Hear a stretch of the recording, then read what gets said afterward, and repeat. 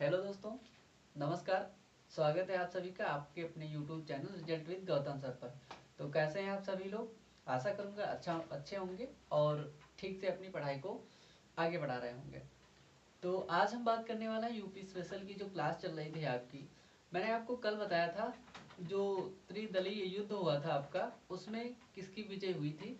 गुर्जर प्रतिहारों की विजय होती है और उस विजय में गुर्जर प्रतिहार अपने आप को आगे बढ़ाते हैं और विस्तार से अपने आप को मतलब अपने शासन प्रशासन का विस्तार करते हैं। उसके साथ में जब मैंने बताया था आपको, तो उस समय जो मिहिर भोज हुआ था गुर्जर प्रतिहार वंश में, तो मिहिर भोज, जिसको भोज प्रथम के नाम से भी जाना जाता है, जिसकी आदि वराह उपाधि होती है, उसको जानते हैं। तो मिहिर भोज ने अपने जो साम्राज्य का विस्तार काफी अच्छे से, बेहतर तरीके से, काफी दूर दराज तरीके मतलब किया था।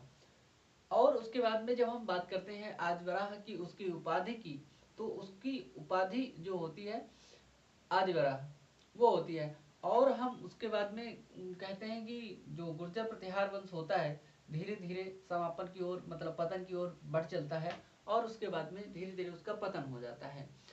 अब हम बात करते हैं, जब गुर्जर प्रतिहार वंश उसका पतन हो गया तब कौन सा वंश आया? तब दो वंश मुख्य रूप से आते हैं और उन दोनों वंशों की या दोनों राज्यों की राजाओं की जो होती है वहां पर फिर चलती है।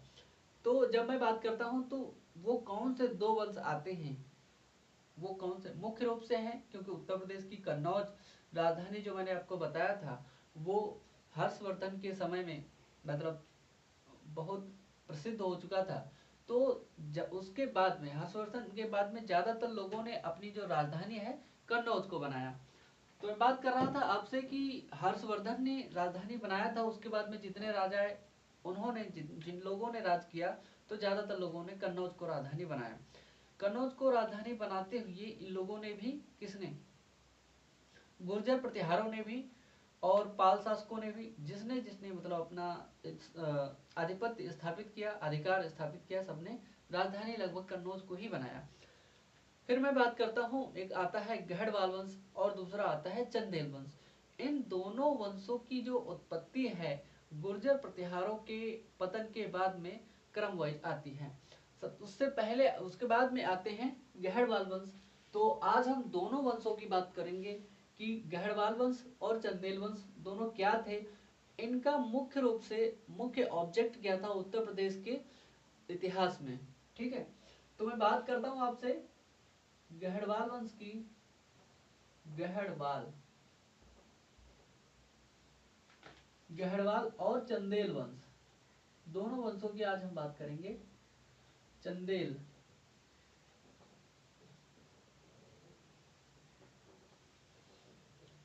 इन दोनों वंशों की हम बात करेंगे। यहाँ पर आपको दिखाई दे रहा है सही से? मैं चेक कर लूँ थोड़ा सा। ठीक है, अब मैं बात करता हूँ गहड़वाल वंश। गहड़वाल वंश जैसे ही गुर्जर प्रतिहारों की धीरे धीरे पतन की ओर मतलब अवनति हुई, वैसे ही होता क्या है, यहाँ पर चंद्रदेव क्या होता है, चंद्रदेव ने क्या किया, गहड़वाल सॉरी आपका था कौन, गुर्जर प्रतिहार। गुर्जर प्रतिहारों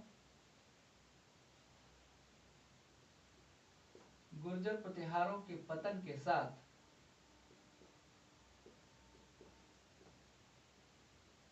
पतन के साथ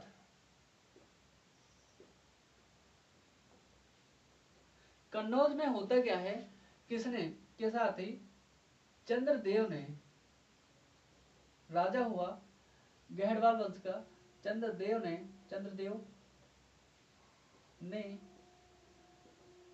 1080 ईस्वी में, कब? 1080 ईस्वी में गहड़वाल वंश की स्थापना कर दी। किसकी? गहड़वाल वंश की स्थापना करी, स्थापना की। क्या किया? गहड़वाल वंश की स्थापना कर दी। अब होता क्या है, अब इसने कहां पर स्थापना करी थी? इस वंश की स्थापना इसने कन्नौज में की। सॉरी, यहां से देखेंगे अपने राज्य को, अपने वंश को इसने कहाँ पर, कन्नौज में स्थापित किया था। क्योंकि जो कन्नौज हुआ करती थी, इनकी क्या हुआ करती थी, राजधानी हुआ करती थी गुर्जर प्रतिहारों की। और वहीं पर जब गुर्जर प्रतिहारों का पतन हो जाता है तो इन्होंने क्या किया, कन्नौज को अपनी राजधानी बना करके अपने वंश को यहाँ पर स्थापित कर दिया। किसने, चंद्रदेव ने।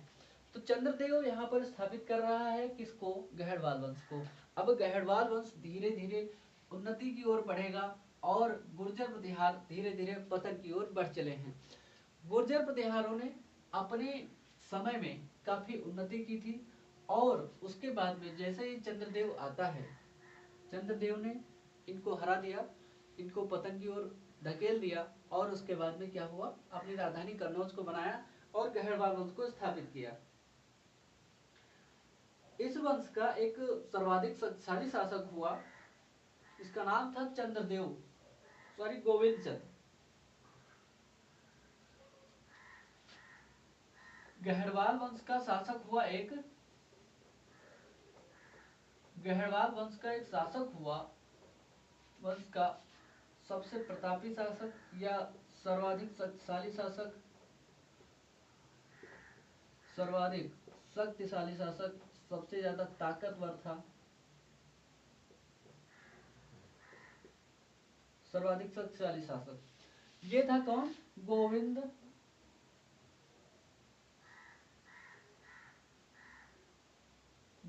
चंद्र। इसका जो टाइम पीरियड हुआ करता था ना, 1114 से लेकर के 1154 था ईस्वी तक, इसका टाइम पीरियड था। किसका, जो सर्वाधिक शक्तिशाली शासक हुआ गोविंद चंद्र का। ठीक है, ये था गहरवाल वंश का था ये। क्योंकि इसने अपने साम्राज्य का विस्तार, क्योंकि इसने अपने साम्राज्य का जो विस्तार है वो कहां से कहां तक किया था, इसने अपना साम्राज्य का विस्तार जो उत्तर प्रदेश से लेकर के तो था ही, उत्तर प्रदेश तक तो ये लोग सीमित ही थे, पहले से ही थे। उत्तर प्रदेश यहाँ पर पहले लिख लीजिए इसका, इसने अपना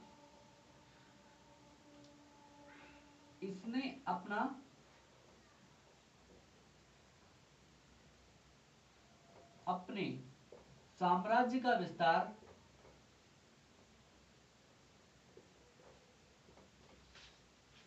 साम्राज्य का विस्तार जो किया था ना, उत्तर प्रदेश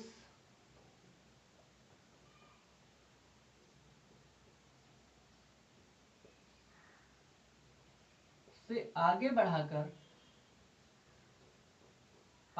करके कहां तक किया, मगध, नाम सुना होगा, जो मगध हुआ करता था, 16 महाजनपद मैंने आपको पढ़ाए हैं, वर्तमान बिहार में पड़ता था, पटना के आसपास का इलाका। मगध, बिहार तथा मालवा सुना होगा आपने, कहां पर है, मालवा सुना है ना, बुंदेलखंड के इलाके और उस साइड का। मालवा कहां पर, एमपी में, मध्य प्रदेश।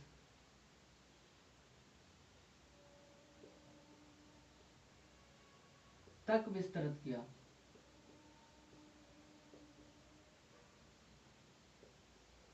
इसलिए ये सबसे प्रतापी शासक हुआ।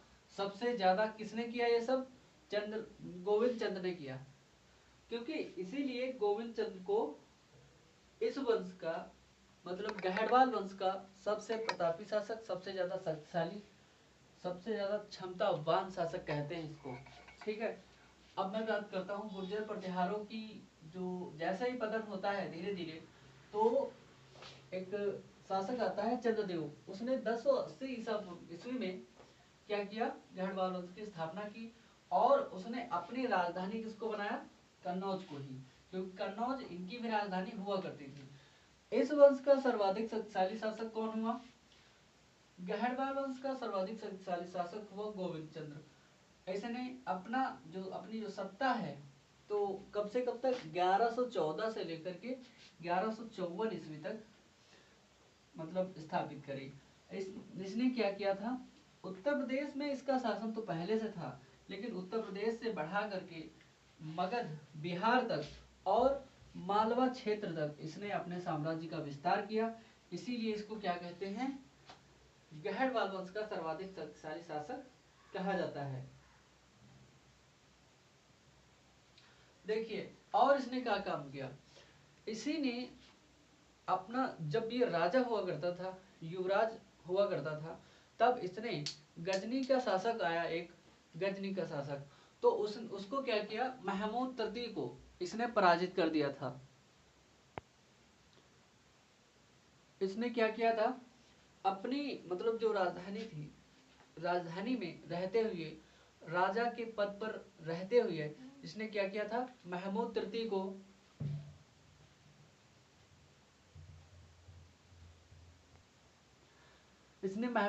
को अपने राज्य पर उसने आक्रमण किया था उसके, और उसको हरा दिया। तो मैं बात कर रहा था आपकी, किसने, गोविंद चंद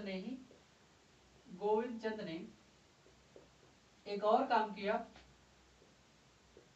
गोविंद चंद ने युवराज रहते हुए, उस समय ये राजा हुआ करता था, युवराज था, युवराज रहते हुए क्या किया, गजनी का शासक हुआ करता था जिसका नाम था, गजनी का शासक महमूद तृतीय का नाम सुना होगा। गजनी का शासक महमूद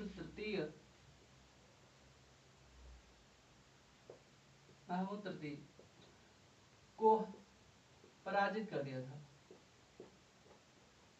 उसको भी पराजित किया। और इसने क्या काम किया, क्योंकि जो महान शासक होता है ना, उसकी कई सारी विशेषताएं हमको जाननी पड़ती हैं। अगर हम उनकी विशेषताओं को नहीं जानेंगे तो फिर क्या होगा, कहीं कहीं क्वेश्चन अगर आ जाएगा तो हम फंस जाएंगे वहां पर। तो इसने क्या किया, महमूद तृतीय को जो है पराजित कर दिया, अपने साम्राज्य से हरा दिया। और इसने क्या किया, अपने साम्राज्य काशी की रक्षा करते हुए, इसने क्या किया, काशी की रक्षा करते हुए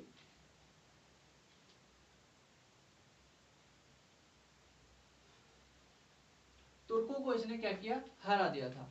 काशी की रक्षा करते हुए तुर्कों को हराया, क्योंकि उस समय तुर्कों का आक्रमण हुआ करता था और तुर्की प्रशासन काफी ठीक ठाक उस समय था, और तुर्क लोग जब आक्रमण करते थे तो लोगों को पता नहीं चलता था, और इसलिए उसने तुर्कों से अपने साम्राज्य, मतलब तुर्कों ने काशी पर आक्रमण कर दिया था, तो काशी से भी उसने क्या किया, काशी को उसने बचा लिया।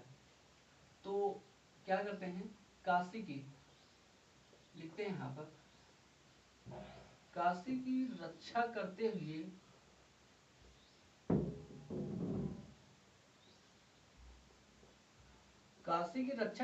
इसने तुर्की आक्रमण से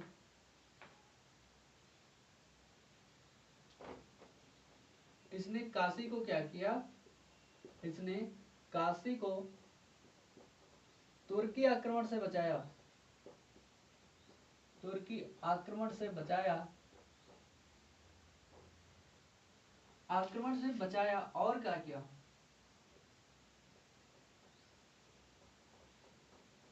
तथा जब इसने काशी को बचा लिया ना, तब इसकी रानी हुआ करती थी कुमार देवी। किसकी, गोविंद चंद की रानी हुआ करती थी कुमार देवी। क्या किया, तथा जब काशी की इसने सुरक्षा कर ली, तुर्की आक्रमण से उसको बचा लिया, तो इसकी रानी ने क्या किया, एक अभिलेख लिखवाया। कौन सा अभिलेख, सारनाथ अभिलेख में लिखवाया, तथा इसकी रानी कुमार देवी ने किसमें, सारनाथ अभिलेख में,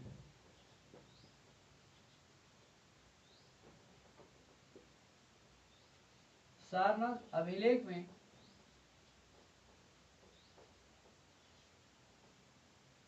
कहां पर, सारनाथ अभिलेख में इसे हरि का अवतार, हरि का अवतार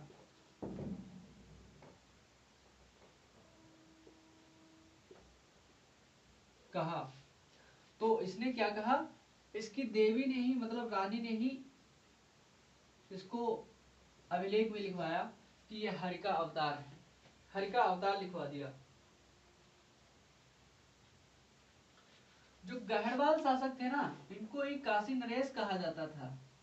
गहड़वाल शासकों को ही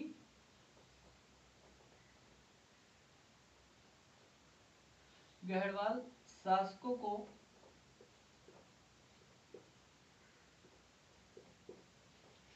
क्या कहा गया, काशी नरेश। जैसे मथुरा नरेश हुआ करते थे, वैसे ही काशी नरेश कहा गया इनको, काशी नरेश कहा गया। ठीक, कहा गया। अब मैं बात करता हूं आपसे कि जो काशी गहड़वाल वंश का अंतिम शासक हुआ था ना, गहड़वाल वंश का अंतिम शासक आपने नाम तो सुना होगा, जयचंद का। जयचंद गहड़वाल वंश का अंतिम शासक हुआ। इसने 1170 से लेकर के 1193 ईस्वी के आसपास तक शासन किया। कब तक? इस वंश का अंतिम शासक कौन था?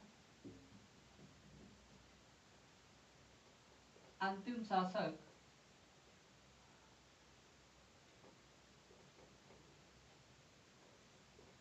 कौन था? जयचंद था। और जयचंद का जो टाइम पीरियड है यह है आपका 1170 से लेकर के 1193 ईस्वी। 1193 ईस्वी में तराइन का युद्ध होता है और तराइन के युद्ध में मोहम्मद गौरी इसको पराजित कर देता है और इसकी हत्या कर देता है। होता क्या है, इसका रिवीजन पहले करते हैं। गोविंद चंद्र मतलब युवराज रहते हुए इस पद पर रहता है और गजनी का शासक कौन था? महमूद तरती। तो महमूद तरती को हरा देता है और तुर्कों से काशी की रक्षा करता है। तुर्कों से काशी की रक्षा करते हुए इसकी जो रानी हुआ करती थी कुमार देवी, कुमार देवी ने एक अभिलेख लिखवाया था। कौन सा? इसमें किस किस अभिलेख लिखवाया था? तो उसने लिखवाया था सारनाथ अभिलेख में। सारनाथ अभिलेख में उसने गोविंद चंद को क्या लिखवाया? हरि का अवतार। गहरवाल वंश के शासकों को क्या कहा गया? इन शासकों को काशी नरेश कहा गया, क्योंकि काशी इनके क्षेत्र में आया करता था तो काशी की सुरक्षा महत्वपूर्ण थी। काशी कला विज्ञान साहित्य का महत्वपूर्ण केंद्र हुआ करता था, शिक्षा का प्रमुख केंद्र हुआ करता था काशी। आज भी काशी में बहुत सारे सांस्कृतिक कार्यक्रम होते हैं, इसीलिए उस समय भी काशी का अपना खुद का वाराणसी काशी महत्व था। तो मैं जब बात करता हूँ आपसे कि गहरवाल वंश के जो अंतिम शासक हुए जयचंद, जयचंद को पराजित कर दिया था मोहम्मद गौरी ने 1193 ईस्वी में और उनकी हत्या कर दी थी। किसने? मोहम्मद गौरी ने।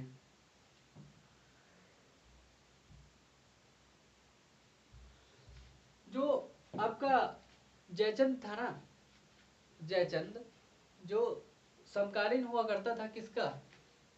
समकालीन हुआ करता था पृथ्वीराज चौहान का। ये बात आपको लिख लेनी चाहिए, क्योंकि एक बात मैं आपको बताऊं, जब मैं एनसीईआरटी पढ़ रहा था तो एनसीईआरटी में एक बात लिखी थी। ऐसा हुआ था कि जयचंद के, छोटी सी कहानी है, थोड़ा सा सुन लीजिए, अगर अच्छा लगे तो भी ठीक है, नहीं तो है जानकारी वाली। जयचंद का एक, कह देना जयचंद और पृथ्वीराज चौहान मौसेरे भाई थे। पता नहीं, जरूरी तो है नहीं कि ऐसा ही हो। तो जयचंद के यहाँ पे एक राजकुमारी हुआ करती थी। तो जयचंद का जो वहां पर खास आदमी हुआ करता था, वहां पर मंत्री हुआ करता था उसी के राज्य का, तो उसको उससे प्रेम हो जाता है। लेकिन वो जो राजकुमारी होती है प्यार करती है किससे? पृथ्वीराज चौहान से। चौहान ने कई बहुत सारी शादियां करी। तो उस लड़की को जब प्रेम हो जाता है पृथ्वीराज चौहान से, और वो लड़की उस लड़की को चाहता है उसका मंत्री जयचंद का, तब इन दोनों में आपस में फूट हो जाती है और इन दोनों का आपस में युद्ध हो जाता है उस लड़की के लिए। और अंततः उस लड़की से शादी, जो उसका विवाह होता है पृथ्वीराज चौहान के साथ में हो जाता है। तब से इन दोनों में आपस में फूट हो जाती है। इसीलिए बाद में लोग, आपने मुहावरा सुना होगा कि लोग कभी कभी ऐसा आप लोग सुनते होंगे कि लोग जयचंद जैसे हो जाते हैं। तो जयचंद जैसे नहीं हो जाते हैं, कभी कभी ऐसा होता है। ठीक है, तो जयचंद ने जो आक्रमण हुआ था उनको बढ़ावा नहीं दिया था, लेकिन उसकी शायद कहीं न कहीं दुश्मनी रही होगी किसी से, इसलिए बढ़ावा हो गया, मिल गया उसको। तो इन सब बातों को छोड़िए, मैं बात कर रहा था आपसे कि जो जयचंद था ना आपका, जयचंद पृथ्वीराज, जयचंद तो मतलब कन्नौज का शासक हुआ करता था। दिल्ली के शासक, कहाँ, दिल्ली और पंजाब का शासक हुआ करता था, कुरुक्षेत्र वाले हरियाणा क्षेत्र का दिल्ली के शासक, ऐसे लिख लीजिए, दिल्ली के शासक पृथ्वीराज तृतीय और या पृथ्वीराज चौहान। पृथ्वीराज चौहान ज्यादा याद रहेगा आपको। पृथ्वीराज चौहान का समकालीन था। तो पृथ्वीराज चौहान का समकालीन कौन हुआ? जयचंद हुआ। ठीक है, दोनों लगभग टाइम पीरियड के थे और आपस में मतलब दोनों में 36 का आंकड़ा हुआ करता था, तो इनकी बनती नहीं थी आपस में।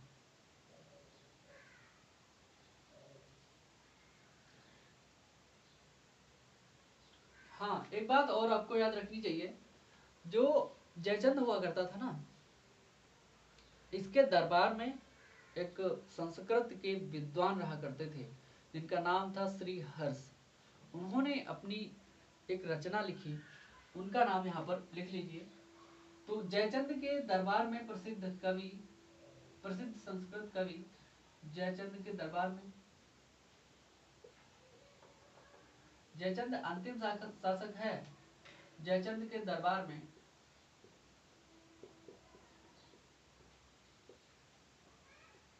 क्या हुआ, जयचंद के दरबार में जो प्रसिद्ध संस्कृत संस्कृत कवि तथा दार्शनिक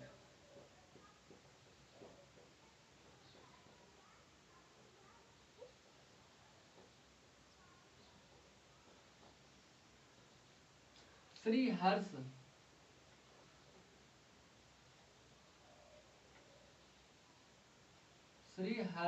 रहा करते थे। और इन्होंने अपनी रचना करी। क्या किया इन्होंने? अपनी एक रचना लिखी। इन्होंने क्या किया? अपनी एक रचना लिखी, नैषधा चरित्र। तो नैषधा चरित्र में इन्होंने क्या किया, जयचंद के समय का जो, जैसे कि आपने सुना होगा पृथ्वीराज चौहान का जो वर्णन है उनके कवि द्वारा लिखा गया। और इन्होंने क्या किया, श्री हर्ष ने नैषधा चरित्र महाकाव्य की जो रचना करी, क्या लिखेंगे, श्री हर्ष ने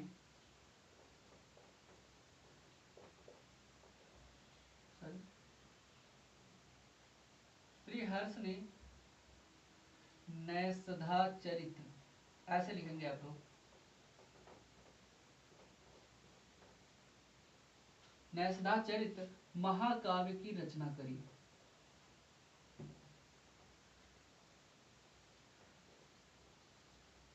इसकी इन्होंने रचना की। अब बात करता हूं मैं कि अगर उन्होंने नैषधा चरित्र की रचना की, इस रचना में है क्या? इस रचना में क्या है? नल और दमयंती की प्रेम कथा है। इसका मतलब ये नहीं है कि इसमें प्रेम कथा ही है, प्रणय कथा है, ठीक है। इन दोनों की इसमें प्रणय कथा है या प्रेम कथा है। इसका मतलब ये नहीं कि इस प्रेम कथा में केवल प्रेम कथा है, प्रेम कथा के साथ साथ में यहाँ के उसके साम्राज्य, पूरे आसपास के क्षेत्र, वेशभूषा, संस्कृति, साहित्य, समाज का जो भी बहुत प्रमुख हिस्सा है, उन सबका इसमें चर्चा होगी। क्योंकि कोई भी लेखक जो कवि होता है, जो रचना करता है उसमें, तो वहाँ के आसपास के माहौल के हिसाब से संस्कृति, समाज और कला के क्षेत्र में वहाँ पर क्या विकास है, उन सबका वहाँ पर वर्णन हो जाता है। कहीं न कहीं इतिहासकार इसका जो पता लगा लेते हैं। तो हम बात कर रहे थे आपसे, उसके बाद में होता क्या है, 1193 ईस्वी में मैंने बताया था आपको कि 1193 में मोहम्मद गोरी का आक्रमण होता है जयचंद के ऊपर, ठीक है, जयचंद के ऊपर। तो जयचंद के ऊपर आक्रमण होता है मोहम्मद गौरी का 1193 ईस्वी में। उसके बाद में 1193 ईस्वी में चंदावर के युद्ध में जयचंद को मोहम्मद गौरी पराजित कर देता है और उसकी हत्या कर देता है। चंदावर वर्तमान इटावा क्षेत्र में आता है। तो इसको आप पॉइंट को नोट कर लेंगे क्योंकि ये महत्वपूर्ण है। 1193 ईस्वी में, अच्छा मोहम्मद गौरी लिख लीजिए, मोहम्मद गौरी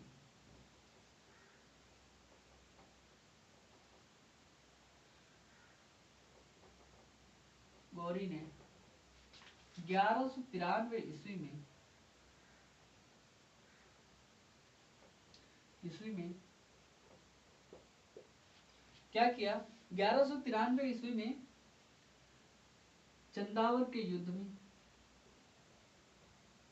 चंदावर इटावा के आसपास क्षेत्र का इलाका है, जो उत्तर प्रदेश का एक जिला है इटावा, इसी क्षेत्र में पड़ता है। चंदावर इटावा के युद्ध में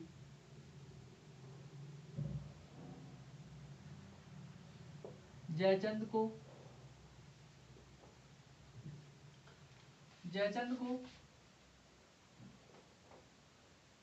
पराजित कर दिया,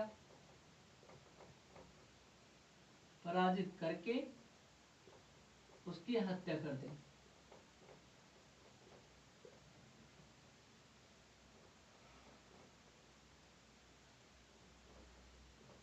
ठीक है, अब यहां से जयचंद की तो हत्या हो गई, अंतिम शासक था, ठीक। अब जयचंद की हत्या हो गई, जब जयचंद की हत्या हो गई तो अब यहाँ पर कोई उसका वंशानुगत कोई शासक विशेष रूप से नहीं बचा। फिर होता क्या है, मैं पहले इसको रीड कर देता हूँ और आपका रिवीजन करवा देता हूँ। जयचंद के समय और इसी के टाइम पीरियड में अजमेर, दिल्ली और अजमेर के इलाके में एक राजा हुआ करते थे, जिनका नाम आपने सुना होगा, पृथ्वीराज चौहान। उनका समकालीन हुआ करता था जयचंद। प्रसिद्ध कवि और दार्शनिक हुआ करते थे, संस्कृत कवि हुआ करते थे, दार्शनिक विद्वान हुआ करते थे, जिनका नाम था श्रीहर्ष। श्रीहर्ष ने एक रचना लिखी, नैषधाचरित महाकाव्य, और उसकी जो रचना है ये मतलब जयचंद के साम्राज्य में ही रहा करते थे। और इस रचना में, नैषधाचरित में, नल और दमयंती की प्रेम कथा है। प्रेम कथा के साथ में मैंने आपको बताया कि और बहुत सारे समाज, अन्य चीजें की भी चर्चा है इसमें। होता क्या है, 1193 ईस्वी में आक्रमण हो जाता है। ऐसा कहा जाता है कि 17 बार उसने आक्रमण किया था मोहम्मद गौरी ने जयचंद पर, तो 17वीं बार में उसको हरा पाया। अब पता नहीं ये बात सही है या नहीं, लेकिन उसने फिलहाल कई बार आक्रमण किया था और जयचंद ने उसको मार दे दी थी। और मार देते हुए आखिरी बार जो 1193 का उसका आक्रमण होता है, इटावा के क्षेत्र पर आक्रमण करके उसने क्या किया, जयचंद को हरा दिया और उसको वहीं पर उसकी हत्या कर दी। अब यहाँ पर जीवन लीला समाप्त हो गई जयचंद की, और कहरवाल वंश धीरे धीरे पतन की ओर बढ़े चला। अब गुर्जर प्रतिहारों के पतन के साथ ही एक और वंश यहाँ पर धीरे धीरे डेवलप हो रहा था, धीरे धीरे बढ़ रहा था, वो था आपका चंदेल वंश। तो मैं बात करूंगा अब आपके चंदेल वंश की। यह है आपका चंदेल वंश। इसकी बात हो चुकी है, आपसे गढ़वाल वंश की बात हो चुकी है। अब यहाँ पर चंदेल वंश, अब लिखता हूँ थोड़ा सा, लिखिए, नोट करिए थोड़ा सा, कि गुर्जर प्रतिहारों के पतन के साथ ही, गुर्जर प्रतिहारों के पतन के साथ ही, देखिए अलग अलग क्षेत्रों में कई सारे राजा हो सकते हैं, ऐसा आपको मानना पड़ेगा। तो गुर्जर प्रतिहारों के पतन के साथ ही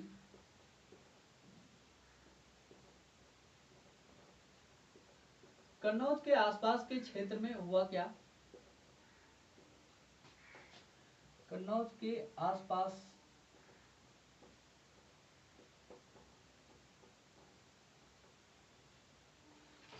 के क्षेत्र में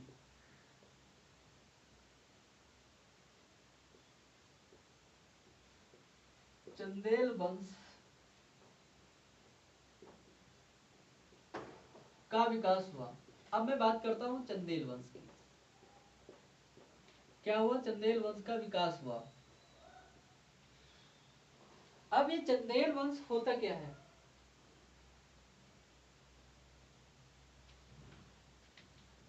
ये इलाका हुआ करता था कन्नौज के आसपास बुंदेलखंड क्षेत्र में, ऐसे आप ले लीजिए, नहीं तो क्षेत्र में,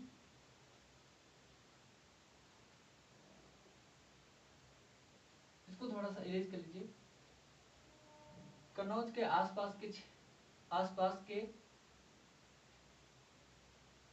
बुंदेलखंड क्षेत्र में।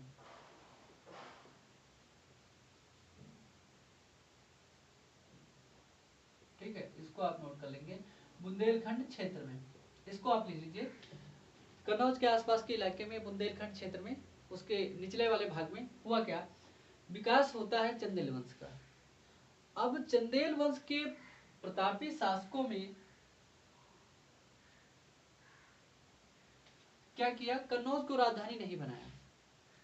एमपी में नाम सुना होगा खजुराहो का, तो खजुराहो को इन्होंने राजधानी बना दिया। इन्होंने अपना जो, देखिए बात ये हुई, कन्नौज तो चला गया था उनके इलाके में, किसके इलाके में? अभी गढ़वाल वंश के इलाके में। अब गढ़वाल शासकों के ऊपर ये लोग इतनी आसानी से आक्रमण तो कर नहीं सकते जो कन्नौज को राजधानी बना ले। तो इन्होंने क्या किया? आसपास के विजित क्षेत्रों में आसपास के अपने इलाकों को मेंटेन किया, बनाया, और राजधानी इन्होंने किसको बनाया? खजुराहो को। तो चंदेल शासकों की राजधानी कौन सी हो गई? चंदेल शासकों की राजधानी की जो राजधानी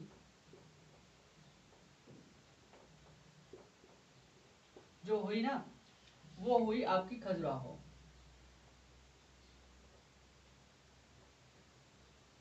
लेकिन जो खजुराहो के प्रसिद्ध मंदिर हुए ना, विश्व प्रसिद्ध विश्वविख्यात मंदिर हुए ना, उनका भी निर्माण इन्हीं किसके समय में? चंदेल शासकों के समय ही हो रहा है। विश्वविख्यात मंदिर, विश्वविख्यात मतलब विश्व प्रसिद्ध मंदिर, विश्वविख्यात खजुराहो मंदिर, खजुराहो मंदिर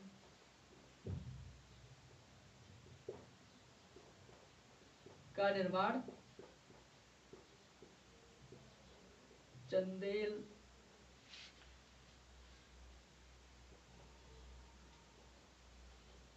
शासक किसके समय में हुआ? चंदेल शासक ढंगदेव के समय ही हुआ था। चंदेल शासक ढंगदेव, क्योंकि ये पूछा जा सकता है, ये विश्व विरासत में शामिल है, तो ढंगदेव के समय हुआ इसका निर्माण, खजुराहो के मंदिरों का निर्माण। अब मैं बात करता हूं जो आपके चंदेल शासक हुए वो कौन कौन से थे? चंदेल शासक कौन कौन हुए? इनकी जब मैं बात करता हूं तो सबसे पहले तो आपका आता है एक शासक आता है आपका यशोवर्मन। नाम सुना होगा यशोवर्मन का। आपका आता है दूसरा, आता है यही जो आपका जिसने निर्माण कराया था किसका, खजुराहो मंदिरों का, तो ये आता है धंगदेव। और कौन था आपका, एक प्रतापी शासक आता है जिसका नाम होता है विद्याधर। तो ये शासक हुए कहाँ के, आपके चंदेल शासकों में, ये प्रमुख शासक हुआ करते थे। तो जो आज की क्लास है यहीं तक रहेगी। आज जो है आपका प्राचीन उत्तर प्रदेश का इतिहास का समापन हो रहा है। उसके बाद में मैंने बताया था आपको कि चंदावर के युद्ध में, इटावा के क्षेत्र वाले चंदावर के युद्ध में किसका आक्रमण होता है, मोहम्मद गौरी का आक्रमण हो जाता है। और मोहम्मद गौरी का आक्रमण हो जाएगा तो विजित कर लेगा किसको, कन्नौज को, और उसकी हत्या कर देता है जयचंद की। जयचंद की हत्या करने के बाद में धीरे धीरे मोहम्मद गौरी का युद्ध होता है उससे, पृथ्वीराज चौहान से। पृथ्वीराज चौहान को पराजित करने के बाद में दिल्ली पर हो जाता है शासन किसका, मोहम्मद गौरी का। मोहम्मद गौरी वापस जाता है, वापस जाते हुए उसकी हत्या कर दी जाती है। उसके बाद में उसके दो प्रमुख गुलाम होते थे, उसमें से एक कुतुबुद्दीन ऐबक होगा। कुतुबुद्दीन ऐबक अपना गुलाम वंश की सत्ता स्थापित करेगा और वहां से आपका मध्यकालीन इतिहास शुरुआत हो जाएगी। गुलाम वंश की स्थापना कर देगा और उसके बाद में 1206 ईस्वी में, और उसके बाद में आएगा इल्तुतमिश। इल्तुतमिश का शासन चलेगा। इल्तुतमिश गुलामों का गुलाम कहा जाता है। ये हम सब पढ़ेंगे अगली क्लास में। तो आज की क्लास कैसी लगी? उत्तर प्रदेश के प्राचीन इतिहास का आज यहाँ पर समापन हो जाएगा और उसके बाद में ये वीडियो आपको जो मिल रहे थे वो सब धीरे धीरे आगे बढ़ेंगे। और जो मध्यकालीन इतिहास है उसको भी ठीक ऐसे ही पढ़ेंगे। देखिए विस्तार से चर्चा हो रही है, थोड़ा सा टाइम लग रहा है, लेकिन उत्तर प्रदेश जो स्पेशल है इससे ज़्यादा विशेष बाहर नहीं जाएगा, यहीं तक पूछा जाएगा। बाकी इतिहास में जो जानकारियां हैं उनको रुचिपूर्वक ऐसे ही बेहतर तरीके से आगे पढ़ाऊंगा। ठीक है, तो यहाँ तक कवर होता है आपका उत्तर प्रदेश का इतिहास। कौन सा? प्राचीन इतिहास। ठीक है, तब तक के लिए आप लोग क्लास करते रहिए, क्लास को आगे भी बढ़ाते रहिए, चैनल को अपने सब्सक्राइब करते हुए दूसरे लोगों तक साझा करते रहिए, क्योंकि फ्री में आपका नोट्स ऐसा अच्छा पढ़ने लायक बेहतर और बेहतरीन तरीके से हो सकता है कहीं यूट्यूब पर ऐसी 2-4 क्लासें पढ़ी हों उत्तर प्रदेश स्पेशल की, करंट अफेयर की, लेकिन विस्तार से चर्चा हमने तो नहीं देखा है अभी तक जो हाथ से लिखवाया गया हो, पढ़ाया हो। लेकिन पीपीटी में तो बहुत सारी क्लासेस पढ़ी होंगी, तो पीपीटी से आपको नोट करने में शायद मज़ा नहीं आता होगा, ऐसे आपको नोट करने में मज़ा भी आता होगा, लिखने में मज़ा आता है, क्योंकि हम भी लिखते हैं, आप भी लिखते हैं, तो अच्छा लगता है। तो ये जो क्लास है आपकी महत्वपूर्ण है, इसको करते रहिएगा। आधे घंटे 40 मिनट 50 मिनट के आसपास क्लास रहती है, तो उस चीज़ को छोड़िएगा मत, करते हुए इसको आगे बढ़िए। जल्दी से जल्दी हम इस चीज़ को पूरा कर देंगे, फिर अन्य सब्जेक्ट को लेकर के आएंगे। ज्योग्राफी की क्लास माफ़ी चाहूँगा कल नहीं हो पाई थी, आज आपकी क्लास जो है मिलेगी और आपकी क्लास लगातार हो रही है। ठीक है, तब तक के लिए नमस्कार और धन्यवाद।